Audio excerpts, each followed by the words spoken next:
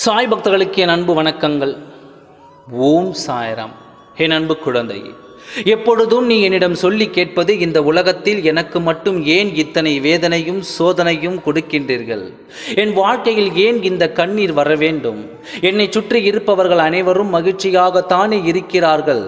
தன் குடும்பத்தை விட்டே என்னை துரத்தி விட்டு இன்னும் நான் தனியாக தவித்து கொண்டு இருக்க காரணமாக இருக்கும் என் துணையின் இல்லத்தில் இருப்பவர்கள் கூட இத்தனை பாவத்தை செய்தும் அவர்கள் மகிழ்ச்சியாகத்தானே வாழ்ந்து கொண்டிருக்கிறார்கள் என்று என்னிடம் நீ அனுதினமும் கேட்டு கண்ணீர் வடிக்கிறாய் அல்லவா? அதற்காகவே இன்று நான் உனக்கு பதிலளிக்க வந்துள்ளேன்.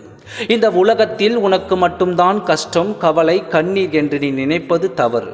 ஒருவரிடம் நீ கேட்டால் அவர்களின் வேதனையும் கண்ணீரும் பிரச்சனையும் கேட்டால் அதற்கு உன் பிரச்சனையே பரவாயில்லை என்று நீ மனதில் ஆறுதல் அடைவாய். அந்த அளவிற்கு ஒவ்வொரு மனிதருக்கும் ஒவ்வொரு பிரச்சனையில் தான் இன்று வாழ்ந்து கொண்டிருக்கிறார்கள்.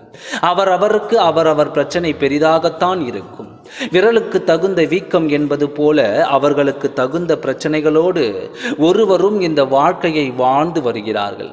அவர்களிடம் போய் கேட்டால்தான் அவர்களின் பிரச்சனை தெரியும். இங்கே இருந்து பார்க்கும் பொழுது அங்கே பசுமையாகத்தான் தெரியும்.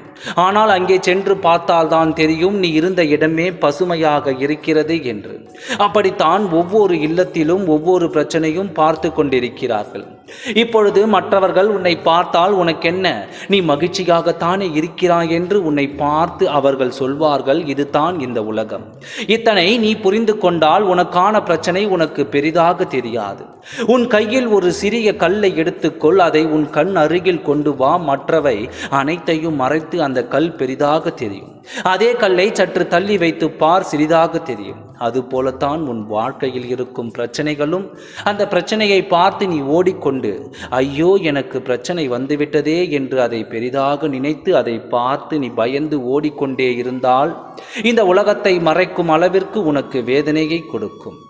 அதே துன்பத்தை எதிர்த்து நின்று போராடி பழகி அதை தள்ளி வைத்து பார்த்தால் அது உனக்கு பெரிய பிரச்சனையாக தெரியாது. இவை அனைத்திற்கும் உன் மனம்தான் காரணம்.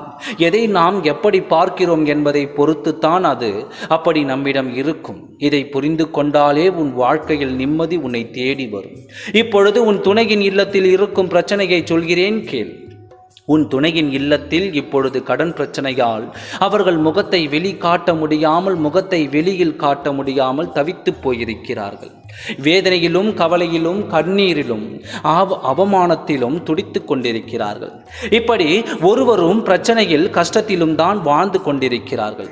எந்த பிரச்சனையாக இருந்தாலும் எதிர்த்து நின்று போராடும் தைரியம் உனக்குள் வந்துவிட்டாலே அது உன்னை பார்த்து ஓடி பயந்து ஒடிந்துவிடும். அது உன்னை ஆளத் தொடங்கிவிடும். நம்பிக்கையோடு இரு, நல்லதே நடக்கும். ஓம் சாய்ராம். நன்றி, வணக்கம்.